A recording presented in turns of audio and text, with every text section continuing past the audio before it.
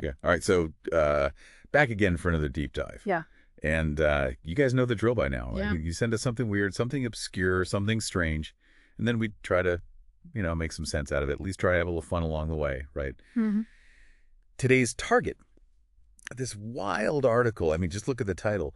A Slam Noir from the Department of Soul Battles and Celebrity Wigs. Soul Battles and Celebrity Wigs. Soul battles and celebrity wigs. Yeah. I mean, I don't know about you, but that's something that piques my interest, to say the least. Oh, yeah, absolutely. I mean, just the title alone has got my curiosity going. And after reading it, I've got to say, this Stephen Pinkwart, the author, he's definitely a character. It's like a blend of, strange fiction, dark humor even, and then these really insightful observations about the poetry slam scene and the whole idea of vulnerability in art. You're constantly wondering, like, is he serious? Is this a joke? Is he pulling our leg here? Right. It's so hard to tell sometimes, but that's what makes it so fun to analyze, right? Exactly. I mean, we're not afraid to get a little weird here. Wait, so what's the mission for today's dive then? Okay, so we're going deep into this world of, I don't even know what to call it, bizarre imagery and crazy name dropping. We got to find out what Pinkwart's really trying to tell us here. Mm-hmm. Is he actually trying to make a point about the power of poetry, the importance of being vulnerable? Or is this all just some elaborate marketing ploy for his poetry master? Oh, I forgot to mention that. Right, I was going to say that too. Yeah. He's got this whole poetry master thing he's pushing in the article, but we'll get to that. But first, we got to unpack this whole Katy Perry hair collection thing. The one that's supposed to hold the key to some of the most raw and powerful poetry ever written. Oh, you mean the central, slightly disturbing image at the heart of this whole thing? Exactly. I mean, at first glance, it sounds like something straight out of a tabloid, doesn't it? Yeah. Like a conspiracy theory about Katy Perry stealing celebrity hair to fuel her songwriting. Totally. I mean, where do you even begin with something like that? Well, that's the thing with Pinkwart. He takes this totally bizarre idea and somehow spins it into a thought-provoking commentary on art and on life. He uses this image, this strange, creepy image, to ask a question that is actually really important. What makes a poem truly impactful? What role does vulnerability play in creating art that really resonates? Whether Katy Perry's hair trophies are the answer is debatable, to say the least. For sure. But, I mean, it's a good question, right? Definitely. And that's what we're here to explore. So let's dive in, shall we? All right, let's do it. So Pinkwart opens this whole thing with this scene that feels like it's straight out of like a bad crime novel. We've got the police standing outside Katy Perry's mansion. They're hesitating. They're like scared to go in. What's going on here? Was there like a murder? Aside from maybe her murdering good musical taste. Good one. Yeah, but seriously, he sets it up like it's some kind of, like you said, some dark thriller. We've got these hardened cops suddenly going all quiet because they sense they're about to see something disturbing, something dark. The scene of the crime is, of course, Katy Perry's place, and the time of the crime, well, that's irrelevant because, according to them, the truth is timeless, right? And who is the suspect?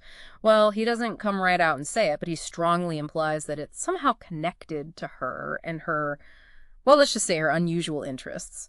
The motive, quote, hairy and disturbing, worse than Tarantino's foot fungus, whatever that means. Tarantino's foot fungus. Yeah. Oh, man. Yeah, he's definitely got a way with words. Yeah, he's got a very, let's say, vivid imagination. But then, of course, we get the big reveal. The police finally venture into the basement.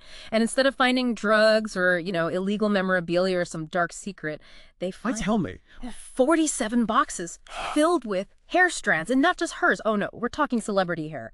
He throws out names like Taylor Swift, Bill Collins even, and get this, Elon Musk. No way. Oh, but it gets better. He adds, in parentheses, of course, that Musk's hair is probably plastic anyway. I mean, come on. Plastic hair. Oh, man. Right. It's like as if the whole thing wasn't already strange enough. And then, to top it all off, there's a bloodstained salon chair and a microphone with an inscription that reads, and I quote, "Your most vulnerable line is usually the one that makes you want to puke." Talk about setting the scene. This is like prime material for a psychological thriller right here. Okay, this is wild. This is David Lynch territory right now. But then Pinkwart kind of backpedals, right? He admits that maybe he took some, let's just say, creative liberties with the story. So was all this bloody hair just a metaphor for bad hair days in Hollywood or what? Well, he does acknowledge that the 47 boxes and the blood might not be entirely accurate, but the core point remains. Katy Perry collects hair, and she does it, quote, out of passion. And this is where he takes a sharp turn and throws a curveball at us, at you, at everyone. What would you do without hair? Okay, wow, that's out of left field. Right. Talk about a jump. From potential serial killer to an existential crisis, all in the span of a few paragraphs. I mean, it's a good question, though. I've never thought about it like that. And he keeps going. He goes from the literal bald head to metaphorical nakedness. And then he lands on this idea that true vulnerability on stage, when you really put yourself out there, that's where the power lies. That's how you really connect with the audience. But honestly, how many poetry slams have you seen that actually felt like a raw, honest expression of the soul? You know what? I'm with you on that one because most of the slams I've seen, they felt more like a competition in, I don't know, like trauma bingo or something. Who can be the most heartbroken? Who can be the most woke? It's all very performative. It's not really genuine. And that's exactly what Pinkwart's criticizing here. The superficiality, this playing it safe. He talks about these like 3-minute Netflix poems with their catchy rhythms and their generic quotes about, empowerment or whatever. They sound nice, sure, but they never really dig deep. They never really make you feel anything. You know what I mean? Yeah, totally.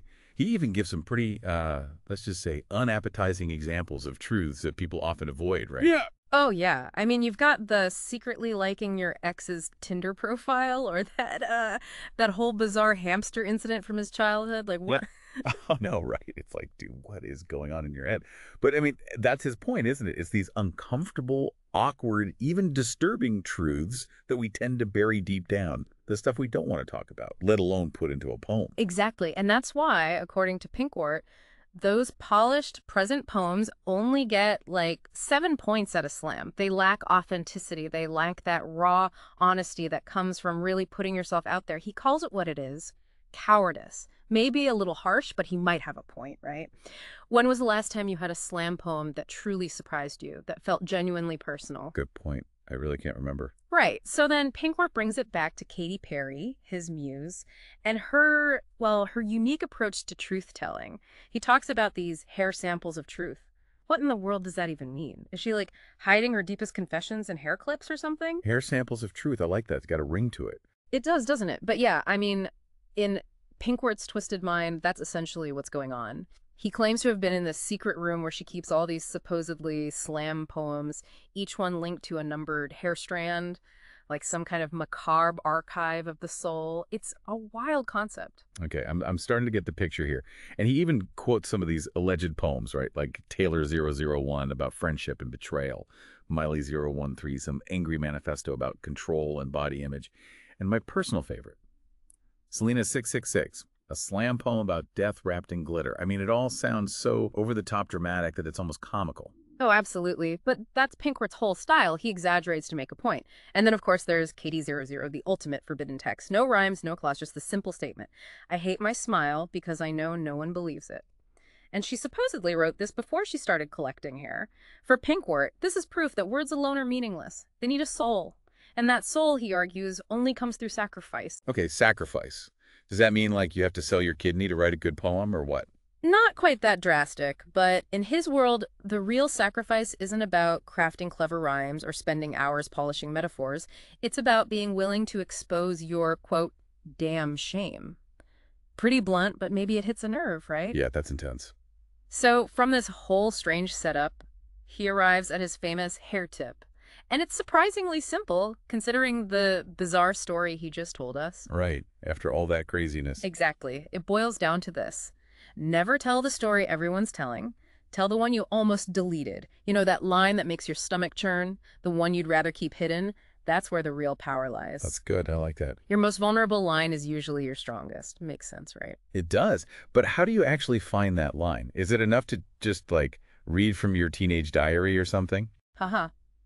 Pinkwart wouldn't be Pinkwart if he had a simple answer for that. He's very clear that it's not about superficial vulnerability. It's not about, quoting some deep-sounding phrase you found online. You have to go to that place where it really hurts, and you have to stay there. Okay, but how? How do you actually do that? He says it's not about writing pretty Instagram-worthy poems. It's about writing the line you might have uttered in therapy, the line you'd never dare to say in public. And then, to illustrate his point, he throws out some more of those, well, let's say borderline examples. Yeah, those are not for the faint of heart, like yelling at your dying mother to win one last time, or secretly wishing your girlfriend would cheat so you'd have material for a truly heartbreaking poem. That's next level self-destruction right there. Absolutely. But his point is that those painful, taboo thoughts and feelings, they hold immense power when they're spoken out loud. And that's where we come full circle back to Katy Perry's hair collection.